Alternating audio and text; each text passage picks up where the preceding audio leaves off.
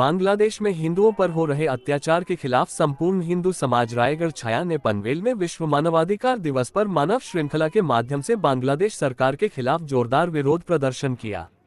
इस मौके पर बांग्लादेश में हिंदू समुदाय पर हो रहे अत्याचार को तुरंत रोकने की मांग की गई। इस दौरान पनवेल रेलवे स्टेशन से पनवेल बस डिपो तक हजारों मानव श्रृंखला बनाकर विरोध प्रदर्शन किया गया।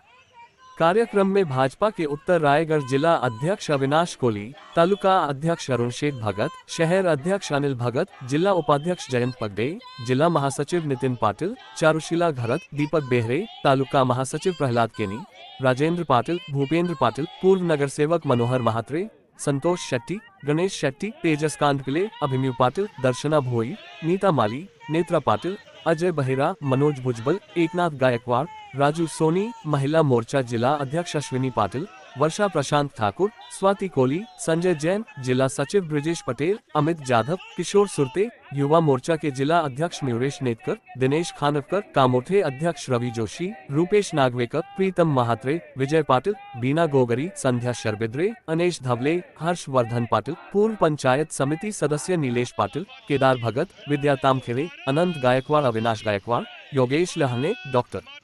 कृष्णा देसाई, भीमराव पोवार के साथ साथ विभिन्न संगठन बड़े पैमाने पर शामिल थे। इस समय 2570 हिंदू बहनों ने आंदोलन के अनुरूप अपना पंजीकरण कराया था। इस अवसर पर भारत माता की जय, जय जय श्री राम, कर्रा बंद करो, अत्याचार बंद करो, एक है तो सुरक्षित है जैसे जोरदार नारे दिए गए।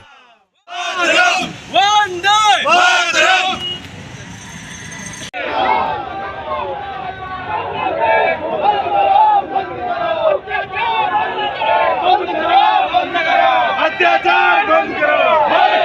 बंद करो, अत्याचार बंद करो, बंद करो, अत्याचार बंद करो, बंद करो, जय श्री राम, अत्याचार बंद करो, जय श्री राम, जय श्री राम।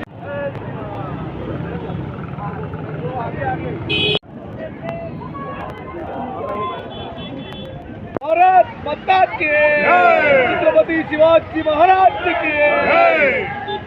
सर्वसामान्यांची इच्छा आहे की आता बांगलादेशला शिकवायला लागेल, जसं पाकिस्तानने अटक केला त्याबद्दल बांगलादेशला आता निश्चित ते करावे, तुम्ही हत्यार थांबवा, अन्यथा तुमचे चांगला तुमच्या घरात टाकू, अशा पद्धतीने आता आपल्याला कृती करावी लागेल अशी माझी निश्चित अपेक्षा आहे। आणि बांगलादेशात मुस्लिम समाजाचा जो हिंदुत्व चाललेला अत्याचार आम्ही धिक्कार करतो, धिक्कार धिक्कार धिक्कार।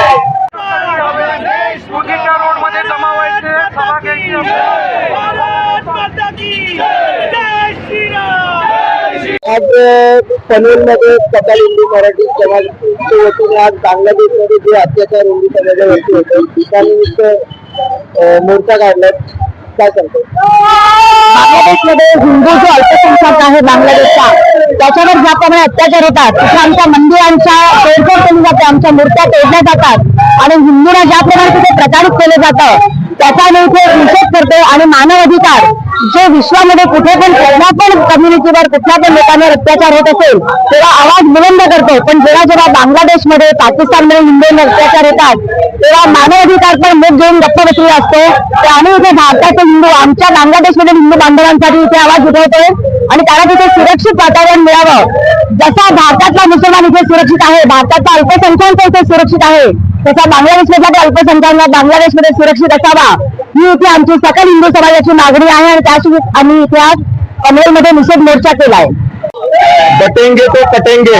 ही भूमिका घेऊन आज सर्व हिंदू समाज